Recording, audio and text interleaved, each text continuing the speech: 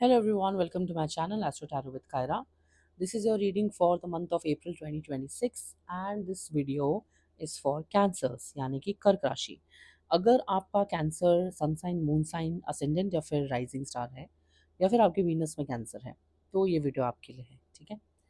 So we'll start the video with the messages from these cards and then I will give you a divine guidance at the end जो कि बहुत important होने वाला है।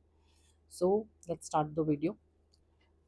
We'll first see the oracle. आपके लिए क्या messages आ रहे हैं, what's upcoming for you in the month of April for Cancer. Cancer यानी कि कर्क राशि के लिए April 2026 का month कैसा रहेगा. Let's see that. If you are new to my channel, do like, share and subscribe to the channel for sufficient energy exchange. Energy exchange is very important to claim the energies in the video so that I can capture energies in this reading. Okay, let's see Cancer. अरे यार, ये card मेरा पीछा कब छोड़ेगा। मेरा बस चलिए मैं इस कार्ड को इस डेक से निकाल के फेंक दूँ, सच बताती हूँ। Third time I in fact actually technically 4 है बट थर्ड मैं बोलूँगी। ओके फाइनली कुछ तो अच्छा आया। Understanding. So basically you will be very understanding in the month of April Cancer. You will understand a lot of things in April. बहुत कुछ आप समझोगे। आपका crown chakra and throat chakra काफ़ी ज़्यादा आपको हेल्प करेगा चीज़ों को समझने के लिए, ठीक है। क्योंकि देखो आप देख सकते हैं यहाँ पे कार्ड्स में कि आप स्क्रूटनाइज करने वाले हो सिचुएशन को। अप्रैल में अपने लाइफ में आप चीज़ों को स्क्रूटनी करने वाले हो, देखने वाले हो। यहाँ पे भी देखने की एनर्जी है, ठीक है। आप देखने वाले हो दूर से लोगों को, चीज़ों को ध्यान से कि उन्होंने आपके साथ क्या क्या किया। आप दब के रहे, छुप के रहे हमेशा इतने टाइम तक, ठीक है। आप पूरी चीज़ों को, सिचुएशन को एनालाइज करोगे अपने लाइफ में। You will analyse everything, scrutinise करोगे। और कहीं ना कहीं मुझे ये भी नज़र आ रहा है कि एक इमेजिनेशन में भी रहोगे आप। You will imagine things. तो अब मैं बताती हूँ यहाँ पे क्या चीज़ें क्लियर हो रही है कि ये जो एक एनर्जी, ये जो कार्ड है, मैं इसको बहुत पास से नहीं दिखाऊंगी। I don't like this card. मुझे इसकी इमेज बिल्कुल पसंद नहीं है। मुझे इसे डर भी लगता है, स्पेशली मैं रात में रीडिंग करती हूँ तो आई डोंट लाइक इट रात में ऐसा कार्ड देखना। और जितना मैं इसे पास से देखती हूँ उतना ही मुझे डर लगता है। So that is the reason वो रिएक्शन आया था कि ये जो कार्ड है इसमें रिप्रेशन तो है, सप्रेशन है। आप दबे हुए हो पत्थरों के नीचे तले, आप दबे हो, लोगों ने आपको दबा दिया है। लेकिन एक चीज़ ये भी दिखा रहा है कि शायद इसमें आंखों में देखो, इस कार्ड की आंखों में देखो आप, इस इंसान के, ये कोई ऐसा इंसान है जिसके अंदर बहुत नफरत है, गुस्सा है, नाराज़गी है, ठीक है। ये कोई बहुत अच्छे एक्सप्रेशन का कार्ड नहीं है। ये दिखाता है कि आपके अंदर कितना ज़्यादा नाराज़गी है चीज़ों को लेके। आपने शायद पास्ट में लोगों को गलत नज़र से देखा, यानी कि गलत समझा। उन लोगों को नफ़रत की नज़रों से देखा, गुस्से में देखा। आपको शायद पहले लोगों की चीज़ें नहीं समझ में आ रही थी कि लोग आपके साथ क्या कर रहे हैं, ठीक है। बाद में आपने इमेजिनेशन में आप गए, अपने आप इमेजिन करने लगे चीज़ों को अपने ही हिसाब से। फिर आपने क्या किया, अब आपने धीरे धीरे चीज़ों को समझने की कोशिश की और आपने स्क्रूटनाइज करना शुरू कर दिया। फ्लेम्स भी यही बता रहे हैं कि ये सच है। लेकिन अब आप क्या करोगे अप्रैल में, अब आप इन्हीं सब चीज़ों को समझोगे, अंडरस्टैंड करोगे। अब आपकी आंखें बंद है इसमें देखो, योर आइज आर क्लोज्ड। अब आप बोलोगे अब मुझे और कुछ नहीं देखना, मैंने बहुत कुछ देख लिया। अब मुझे आंखों को बंद करके सारी चीज़ों को इमेजिन करने दो, जो भी आज तक मैंने देखा अपने साथ होते हुए। Let me imagine. आंखें बंद करके आराम से, शांति से, कोई शांत जगह में जाके, ठीक है, ताकि मैं समझ सकूं एक हायर लेवल से, यूनिवर्सल लेवल पे, 3D लेवल से निकल के 5D लेवल से समझ सकूं कि क्या सही था क्या गलत था। जो हुआ वो सही हुआ, गलत हुआ, मैं कितना सही था, मैं कितना सही थी, और लोग कितने सही थे, ठीक है। तो you will understand a lot of things. देखते हैं कि टैरो से क्या आ रहा है आपके लिए। What's upcoming for you in अप्रैल।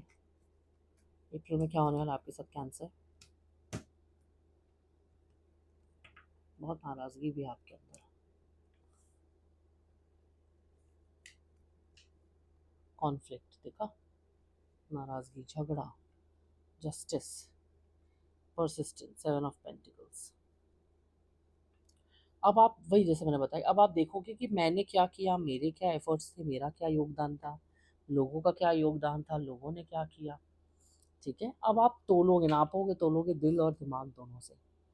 अब आप एक बैलेंस में आओगे, आप उस कॉन्फ्लिक्टिंग वाली एनर्जी से थोड़ा थोड़ा बाहर निकलोगे और समझोगे। और कुछ लोगों के केसेस में आपके साथ जस्टिस भी होगा, एंड कुछ लोगों के केस में ऐसा होगा कि आप जस्टिस करोगे खुद के साथ। कोई एक ऑफर भी आ सकता है आपके पास, ये कुछ सर्टेन लोगों के लिए है। कुछ लोगों के झगड़े हो सकते हैं, आप उन झगड़ों से दूर रहना। माइंड में काफ़ी कॉन्फ्लिक्ट चल सकते हैं, अपने आप से ही झगड़ा चल सकता है, अपने ही दिमाग में, जो कि चल भी रहा है यहाँ पे। ठीक है, और यहाँ पे एक बैलेंस की भी energy will balance out things. And आते आते अप्रैल का आप चीज़ों को बैलेंस करने लग जाओगे, अपनी एनर्जीज को बैलेंस करने लग जाओगे, अपने ही वर्डिक्ट्स पर ये ना कि बैलेंस में जस्टिस में आओगे, एनालाइज करोगे, स्क्रूटनाइज करोगे। ठीक है, और समझोगे सिचुएशन को कि क्या है, क्या सही है, क्या गलत है। अब देखते हैं आपके लिए डिवाइन से क्या गाइडेंस है cancer. What is the guidance for you from the divine cancer.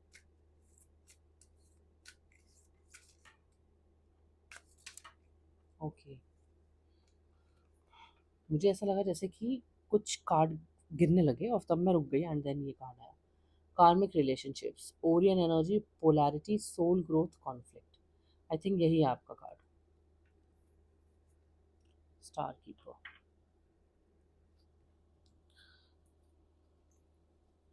कार्मिक रिलेशनशिप्स,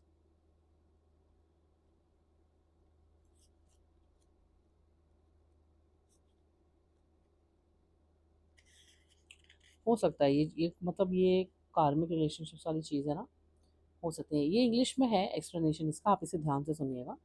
जो हिंदी ऑडियंस है उनके लिए मैं ब्रीफ में हिंदी में थोड़ा सा एक्सप्लेन कर दूंगी, बाकी इतना इसमें है कि आप सब लोग समझ जाओगे। ठीक है, तो इसे ध्यान से सुनिए। The constellation Orion is thought by many to have been a place of great polarity and eventual unity. Some believe that many star seeds who were part of this cosmic history are incarnate on Earth now and are playing out karmic relationships from Orion times. Perhaps you are one of them. Polarity causes conflict and highlights separation. However, because of this, conflict can also result in unity and growth. Too many misunderstandings are caused when we don't open our heart and mind and see things from a different point of view.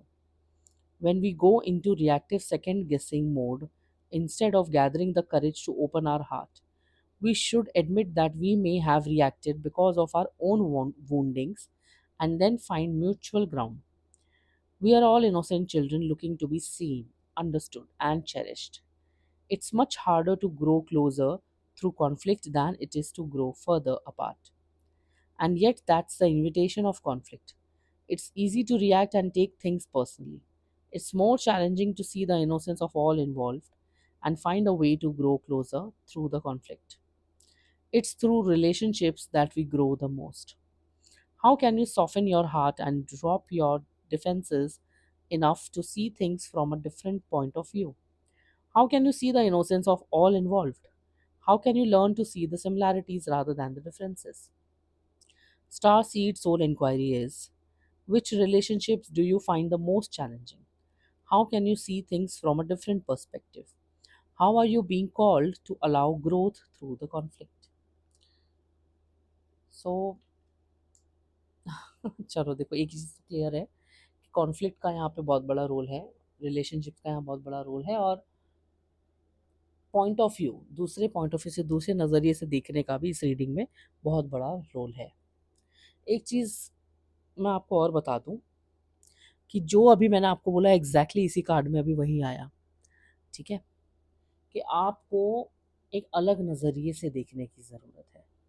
अच्छा, एक point जो इसमें clear हो रहा है कि आप काफ़ी लोगों के लाइफ में एक कार्मिक पर्सन के रूप में पैदा हुए हैं, और आप हर बार ऐसा होता है कि आप एक कार्मिक लेसन के रूप में इस प्लैनेट पे जन्म लेते हैं, और जिन भी लोगों से आप टकराते हैं आप उनकी लाइफ में या तो कार्मिक पर्सन बनते हैं, या तो फिर वो आपके लाइफ में कार्मिक पर्सन बनते हैं और आप अपने उन कार्मिक रिलेशनशिप्स में से डील करके आप आगे बढ़ते हैं। बट आपको अब उसमें एक लर्निंग की भी ज़रूरत है, आपको सीखने की भी ज़रूरत है, नए नज़रिए से भी चीज़ों को देखने की भी ज़रूरत है। सो कार्मिक रिलेशनशिप्स का ही आपका लूप है। इसी वजह से ये कार्ड इस तरीके का एक इंसान जो कितनी नफरत भरी नज़रों से देख रहा था लोगों को, ऐसा आया है। और आपके खुद के ही माइंड में कितना कॉन्फ्लिक्ट्स है। तो बेसिकली जस्टिस तब होगा, आप इसकी अंडरस्टैंडिंग डीपर लेवल पे तब आपको आएगी जब आप ये अंडरस्टैंड करेंगे कि हर चीज़ को सिर्फ दिमाग से नहीं देखना होता। किसी सिचुएशन या इंसान के अंदर की मासूमियत भी देखना बहुत ज़रूरी है। इनोसेंस पर फोकस किया गया था। तो आपको माइंड से निकल के हार्ट से भी लोगों को, इंसान के लेवल पर भी, स्पिरिचुअल इंसान के लेवल से भी देखने की ज़रूरत है। अगर आप देखना सीख जाते हैं तब तो बहुत अच्छी बात है। बट अगर आप नहीं सीखते हैं तो आप एक कार्मिक पर्सन, एक टॉक्सिक पर्सन ही रह जाएंगे दूसरों के लिए। मैं नहीं कह रही हूँ कि आप टॉक्सिक हो, बट आप एक अपना इम्पैक्ट जो छोड़ोगे ना अपने अनहील्ड वर्जन का, वो लोगों के ऊपर एक टॉक्सिक इंसान को छोड़ दोगे। Okay, so that's it for you guys cancers. And हो सकता है ये कुछ स्पेसिफिक कार्मिक लोगों के लिए ही के लिए रीडिंग हो सकता है आपके काफ़ी सारे कार्मिक रिलेशनशिप्स को आप फेस करने के लिए आए हो। बट आपको उनसे सीखने की भी ज़रूरत है, बिकॉज यूनिवर्स आपको सिखा रहा है। ऐसा नहीं है कि आपका डेवलपमेंट नहीं होगा इसमें, आप इसी में फंसे रहोगे, ऐसा नहीं है। आप इससे निकल भी सकते हो, वो आप पे डिपेंड करता है आप कितना सीखने की इच्छा रखते हो अपने अंदर। ठीक है, so that was it for you guys Cancer. And I see you guys in the next video in the next month. Till then take care, bye bye and God bless.